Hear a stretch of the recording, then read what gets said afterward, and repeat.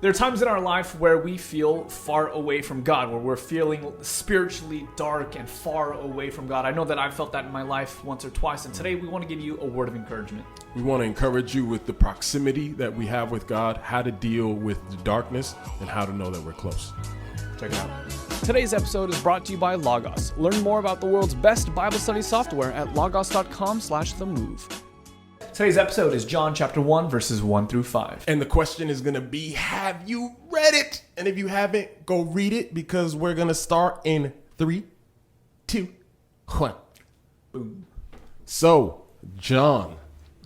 You know what I think My about... name is Justin, not John, yes, by the way. Yeah. I am Justin. You know what I think when I read John 1? I'm going to be honest with you. I think Star Wars, the opening scene where they have the scroll and the... long time in a galaxy, yes, far away. Yes. How does that song go? There it is. Right? And the scroll... I actually played that in high school in the high school band. That's why you had it at the ready. Okay, yeah, because in the beginning was the Word, and the Word was with God. If you could get any Hollywood actor to read that, who would the person be? Oh, yeah, with the guy that does from Transformers. Oh, the dude who does I don't know the name. The Autobots. Anyway, you know what I'm talking about. Hey, we should get his voice. In the beginning was the Word, and the Word was with God. So you have this cosmic sort of unveiling where this image, but this person, this being, this entity that is called the Word, right? And in the Old Testament, we already know that this Word figure is none other than Jesus, right? And in the Old Testament, you have him figured in the angel of the Lord. In Proverbs, he's wisdom. Maybe we'll get to that. But it's this figure that isn't quite named Jesus yet, but that we know is Jesus. But he's only becomes Jesus when he's with us. So we see later in the chapter, verse 14, and we'll get that in a future episode. We'll talk more about that. But this idea that the Word becomes flesh, this is when we get the name Jesus. But we get the idea that he is, even though he's embodied as a child in that moment, he has always been. This is the point of verses 1 through 5. He's always been, and he's always been something specific. He's always been what? Well, he's always been not only with God, but he's always been God. Right. Now, here's what's tripping me out about it is that it's the proximity. So the proximity is that he has a closeness with God, and he has that closeness with God precisely because he is God. So proximity for the Father and Jesus, Son, member one and member two of Godhead, whatever the language of that is. Yeah. They have intimacy because of their identity. They have proximity because of who they are ontologically, who they are by nature. Yes. By nature, they are divine, yes. So they have proximity. And by nature, they are, now this is where it gets into where the I'm mystery. going, right? I smell what you cooking, right? What happens is that you have this intimacy via identity, but their identity is, as persons, is so inextricably linked with one another that although they are distinct persons, they are also somehow the same. Somehow one. Right? That's better. This is the mystery, right? Right. And the word that is used in this passage to describe this intimacy, this proximity, is with. Yeah, with. And we see this language playing over and over, and we were talking about this. To me, there's an immediate call, because we see this contextually, this whole chapter is talking about the incarnation of Jesus. Yeah. In another gospel, it says that his name is Emmanuel, God with us. And for him to be with us also points to the fact that he was God, and to be God is that he was with God. Right. All right. So this is what gets me excited. So then you have this sort of cosmic revelation, and then out of his fullness, right? You have all things were made through him, and without him was not anything made that was made. Right? So look at anything, right? Look at you, look at me. Well, I mean, he didn't make the iPhone, but right, all that which is necessary to make an iPhone that we find in creation is that which has come out of his fullness. Right? Mm-hmm. So that then from him emerges a fullness, and this fullness is the, I mean, this is where you start losing words, human words, but out of this fullness, this is his godness, and that godness is something that he shares with the Father, and out of their fullness, life, right? When I'm thinking about this, I think of Psalm 139. All right. Right. If you turn with me to Psalm 139 real quick, I have it right here, and because it uses this Guess what app I'm using right now? Logos.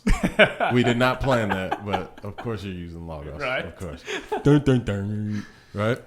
So in Psalm 139, verse 11, if you start with 11, Yeah. Right? If I say, surely the darkness shall cover me, and light about me be night, even the darkness is not dark to you. The night is bright as the day, for darkness is as light with you. With You. right. So then notice what you identify which is really with. weird, because darkness and light cannot coexist. And this is kind of what verse 5 is saying, is that the darkness could not overcome, could not comprehend the light. Light just casts out darkness. And yet, according to this passage, there's a certain sense in which light and darkness coexist, for darkness is as light with you.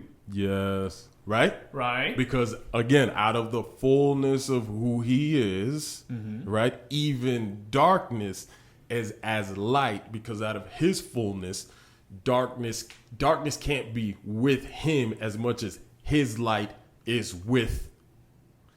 So I'm gonna just I'm gonna try and help the viewers get where we're going. Yeah. Can you think of a moment, and this is the challenge for you before Jonathan answers, can you think of a moment in history where there was light and darkness was still present within the light at the same time, simultaneously? Is there a moment there? I can think of a couple. Can you think of a couple? Yes. Go ahead real quick before he gives the answer.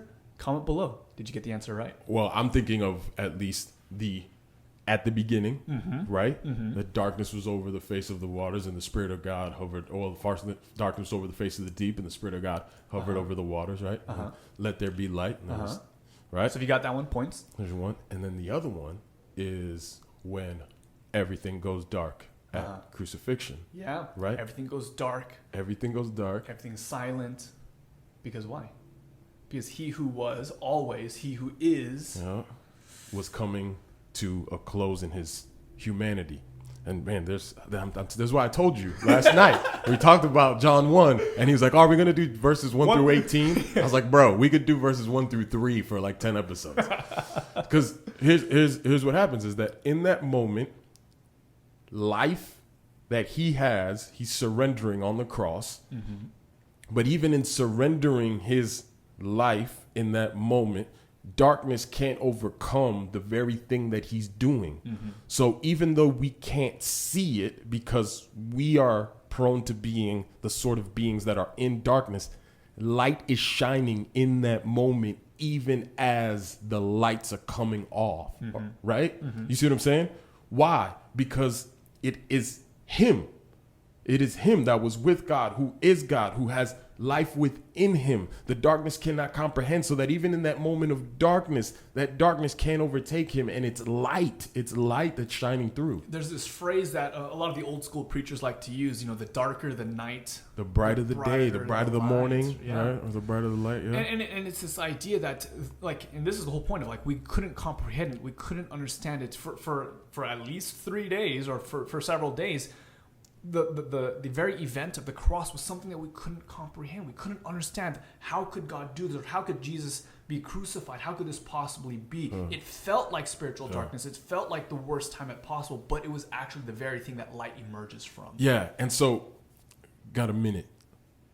Here's the personal takeaway, is that this entity, this person, this being, Jesus, who was with God, who is God, who through him made all things, it is through him that you and I are new creation. It is through him that you and I are now established in the kingdom of light, because we have seen his life shine into our darkness. We have seen him shine, and in seeing him shine, we've turned from darkness and gone to him.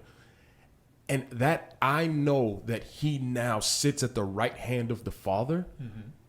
I know that my closeness and my proximity to God through Jesus is as close as it's ever been, if not closer, right? If you could say something like that. And that through Christ, because his light shone in my darkness, I now have the privilege of partaking in that intimate proximity. I have that intimacy because of the new identity that Jesus has given to me. Yeah, right? Because light has shone into my darkness, and although I couldn't comprehend it, something, right? Well, we'll get to more of that. I'm telling you, man, John's gonna be a doozy. John is the theologian of the Gospels, and this journey we're gonna be on is gonna be rich. Yeah, and we've been wanting to do John as the follow-up to season 1, which is Romans, because now that we've got this rooted, this gospel thing, to be able to actually take the gospel to the Gospels and have that lens with which to see the story of Jesus, I think it's going to be an awesome ride. So we're excited to invite you guys into this journey. We're excited for you guys to partner. Well, I don't want to do all that. I was trying to think of some clever way to shift over to our sponsor. Just watch this commercial. Hey movers, I recently got to travel to the Logos headquarters and ended up recording several tutorials on how you and I can get more from our Bible study using Logos. To see the entire playlist of videos, visit logos.com/themove and get 10% off any Logos 8 product you want. logos.com/themove.